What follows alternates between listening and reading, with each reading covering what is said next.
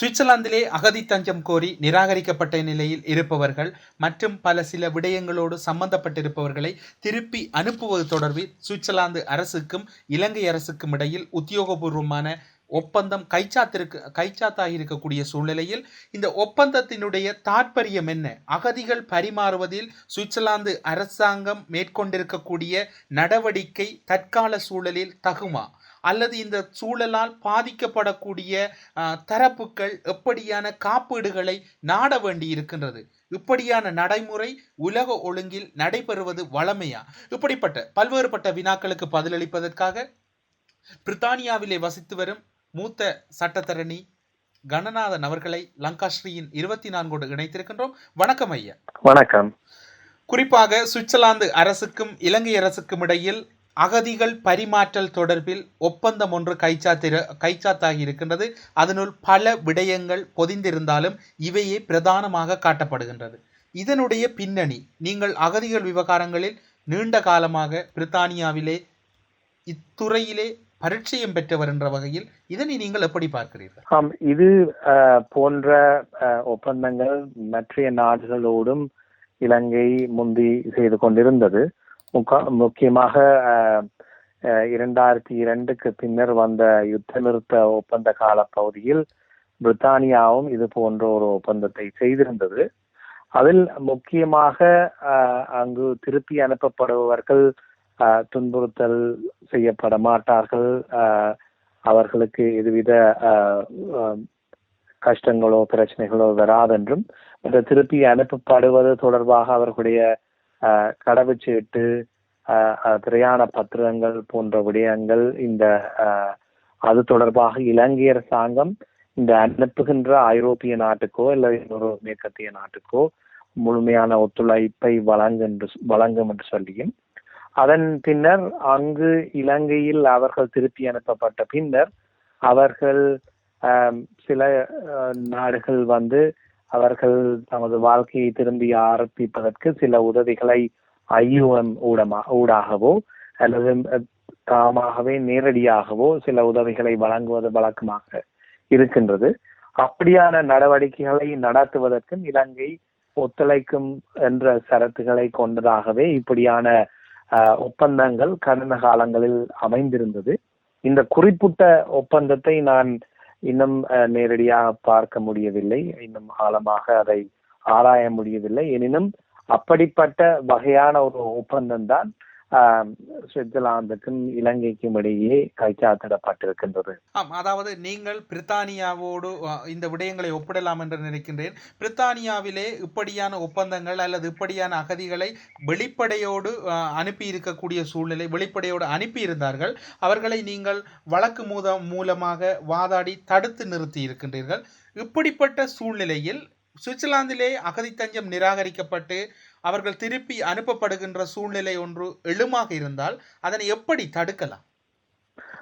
முதலாவதாக இந்த ஒப்பந்தம் கைச்சாத்திடப்பட்டவுடன் அந்த அடிப்படையிலே அகதி அந்தஸ்து கோருபவர்களோ நிராகரிக்கப்பட்டவர்களோ திருப்பி அனுப்பப்படுவார்கள் என்று நாங்கள் பார்க்க கூடாது. இன்று எனக்கு சுவிட்சர்லாந்தினுடைய உள்நாட்டு சட்டம் அதிகம் நான் அதில் தேர்ச்சி பெற்றிருக்காவிட்டாலும் அந்த அகதி சாசனம் என்றது 1951 ஐநா சாசனத்தின் அடிப்படையிலேயே இந்த அகதி அந்தஸ்து உலகம் பூராக முக்கியமாக மேற்கத்திய நாடுகளில் வழங்கப்பட்டு கொண்டிருக்கின்றது. அந்த அடிப்படையில் நாங்கள் பார்த்தோம் என்றால் வெறுமனே இப்படி ஒரு ஒப்பந்தத்தை கைச்சாத்திட்டு விட்டு அந்த அடிப்படையில் அகதிகளை திருப்பி அனுப்புவது என்பது சுவிட்சர்லாந்து அரசாங்கத்திற்கு அது சட்டத்துக்கு முரணானதாகவும் அதற்கு சாத்திய கூறுகள் இல்லை. ஆகவே சுவிட்சர்லாந்தில் அகதி அந்தஸ்து கோரியவர்களோ அல்லது அங்கீகரிக்கப்பட்டு பின்னர் தற்காலிக வீசாவில் இருப்பவர்களோ அவர்களுடைய விண்ணப்பங்கள் மீள் பரிசீலனை செய்யப்பட்டு நிராகரிக்கின்ற பட்சத்தில் அவர்கள் உள்நாட்டில் இருக்கின்ற நீதிமன்றங்களுக்கு முதல் வழக்கு கொண்டு வருவதற்கான வாய்ப்புகள் வழங்கப்படும்.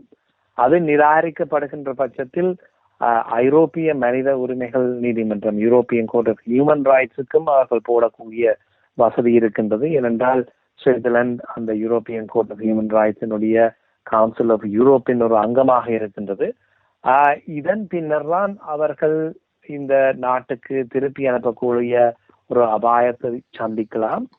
அப்படி இருந்தாலும் அவர்களுடைய வழக்கு தனிப்பட்ட ரீதியாக பலமாக இருக்கும் என்று சொன்னால் பிரித்தானியாவினுடைய நடைமுறையை வைத்துக் கொண்டும் அதிகமான மேற்கத்திய நாடுகளின் இன்றைய நடைமுறையை வைத்துக் கொண்டும் உடனடியாக சாரியாக எமது மக்கள் திருப்பி அனுப்பப்படுவார்கள் என்று அச்சம் கொள்ளுவதற்கான எந்தவித அடிப்படையும் இல்லை என்றுதான் நான் பார்க்கின்றேன்.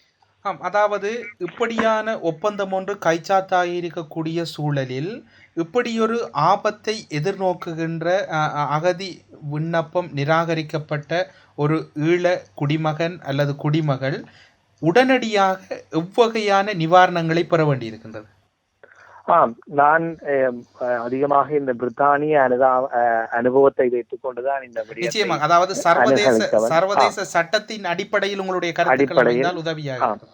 இப்பொழுது அவர்களுக்கு வழக்குகள் இவ்வளவு காலம் விசாரிக்கப்படாவிட்டால் அவர்களுடைய வழக்குகள் விசாரிக்கப்பட்ட பின் தனிப்பட்ட ரீதியாக விசாரிக்கப்பட்ட பின்னர் இந்த அமைச்சரும் கூட அவருடைய அந்த மீடியாவுக்கு வழங்கிய செவியில் கூறியிருந்தால் ஒவ்வொரு வழக்கும் தனிப்பட்ட ரீதியாக பார்க்கப்படும். அதை நிராகரிக்கின்ற பட்சத்தில் தான் இந்த ஒப்பந்த அடிப்படையில் அவர்கள் திருப்பி அனுப்பப்படுவார்கள் என்று. ஆகவே தனிப்பட்ட ரீதியாக அவர்கள் தங்களுடைய வழக்குகளை பலப்படுத்தி ஆதாரங்களை திரட்டி முக்கியமாக அவர்களுடைய இப்போ இலங்கையில் திருப்பி அனுப்பப்பட்டால் தமிழ் அகதிகள் சித்திரவதையை சந்திக்க மாட்டார்கள் என்று மேற்கத்திய உலக நாடுகள் ஒரு வாதத்தை முன்வைக்குமானால் அதை முறியடிப்பதற்கு அவர்களுடைய சொந்த வழக்கம் பலமானதாக இருக்க வேண்டும். இலங்கையில் தொடர்ந்து மனித உரிமை மீறல்கள் துன்புறுத்தல்கள் நடந்து கொண்டிருக்கின்றன என்ற ஆதாரங்களையும் நாங்கள் பலமாக சமர்ப்பிக்க வேண்டும். அது தவிர அவர்கள் சுவிட்சர்லாந்தில் எவ்வளவு காலம் வாழ்ந்திருக்கின்றார்கள், எவ்வளவு தூரம் தமது வாழ்க்கையை அங்கு ஆரம்பித்திருக்கின்றார்கள், அவர்கள் குழந்தைகள் இருந்தால் அவர்கள் பாடசாலைகளில் படித்திருந்தால் பல்கலைக்கழகங்கள் போயிருந்தால் இவ்வளவு தூரம் சுவிட்சர்லாந்து வாழ்க்கையில் அவர்கள் தங்களை இணைத்து கொண்டு விட்டார்கள். அது மாத்திரம் இல்லாமல் மருத்துவ காரணங்கள் அவர்களுக்கு முக்கியமாக இலங்கையில் யுத்த காலத்தில் இருந்து வந்தவர்கள் போரினால் பாதிக்கப்பட்டவர்களாக இருந்தாலும் சரி, சித்திரவதைகளை நேரடியாக அனுபவித்தவர்களாக இருந்தாலும் சரி, அவர்களுக்கான மருத்துவ தேவைகள் இருக்கும்.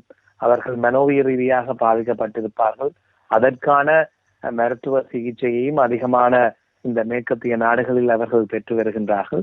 அந்த ஆதாரங்களையும் திரட்டி அவர்கள் கொடுக்கின்ற பட்சத்தில் ஒன்றில் அகதி சாசனத்தின் அடிப்படையிலோ அல்லது ஐரோப்பிய மனித உரிமைகள் சாசனத்தின் அடிப்படையிலோ அல்லது மனிதாயமான அடிப்படையிலேயோ தங்களை நாடு கடத்தப்படுவதை தவிர்ப்பதற்கான சந்தர்ப்பத்தை உருவாக்கக்கூடிய ஒரு சூழ்நிலை உருவாகும் என்று நான் பார்க்கிறேன்.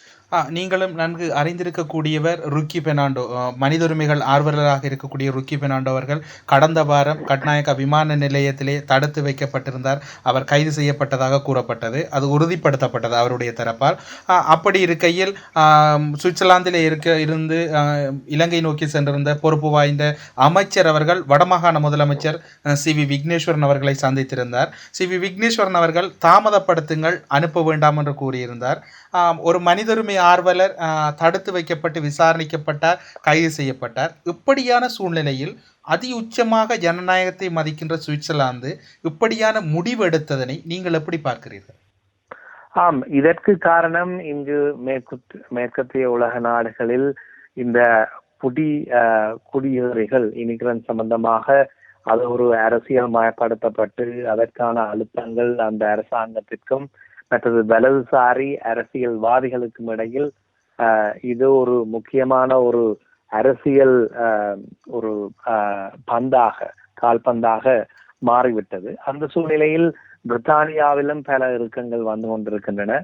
பல மேற்கத்திய நாடுகளில் இப்படியான மாற்றங்கள் வந்து கொண்டிருக்கின்றன. சுவிட்சர்லாந்திலும் இந்த அரசியல் குறிப்பிட்ட அமைச்சர் ஒரு வலதுசாரி அரசியல் நிலைப்பாட்டை கொண்டவர் என்று நான் அறிகின்றேன்.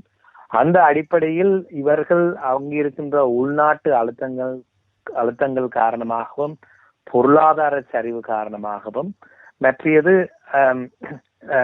தேர்தலில் வெல்லுவதற்காக இதை ஒரு கால்பந்தாக அவர்கள் பாதிப்பதால் அதனால் வருகின்ற ஒரு அரசியல் பிரச்சனையாலும் தான் இப்படியான கடும் நோக்கு வந்து கொண்டிருக்கின்றது.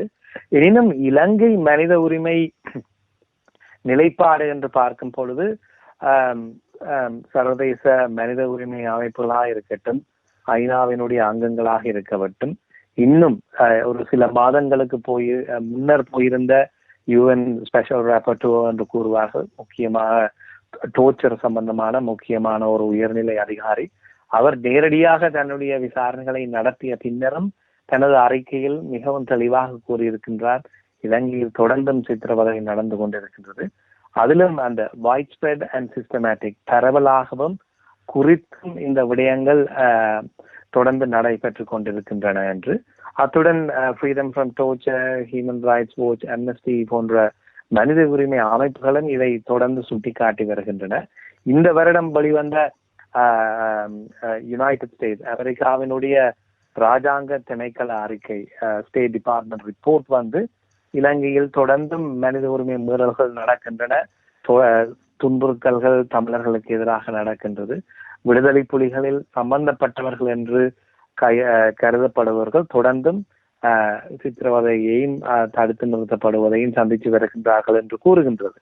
ஆகவே இந்த பின்னணியில் இந்த ஒப்பந்தம் கைச்சாத்திடப்பட்டதுக்கு முக்கியமான காரணம் இந்த சுவிட்சர்லாந்து அரசாங்கம் குடியேறியல் தொடர்பாக இருக்கின்ற அரசியல் அழுத்தத்தை அது ஒரு பெருங்காரணியாக பார்க்கலாம்.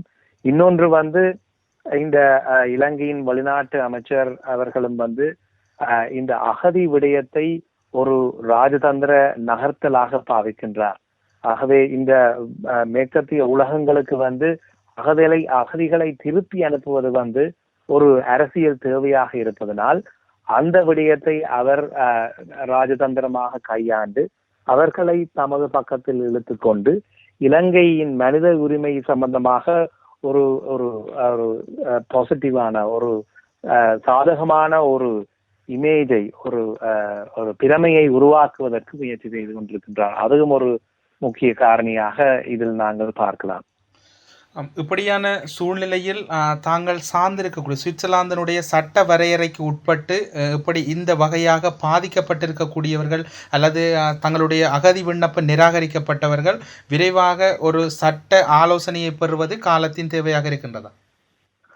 நிச்சயமாக. அவர்கள் தங்களுடைய ஏற்கனவே அவர்கள் சட்டத்தரணிகளை அணுகியிருப்பார்கள், தரமான சட்டத்தரணிகளை அணுகி அத்துடன் பொறுப்பாக தங்களுடைய தனிப்பட்ட ரீதியாக எவ்வளவு ஆதாரங்களை அவர்கள் திரட்ட முடியுமோ திரட்டி சட்ட நடவடிக்கைகள் தனிப்பட்ட ரீதியாக அவர்கள் மேற்கொள்ள வேண்டும்.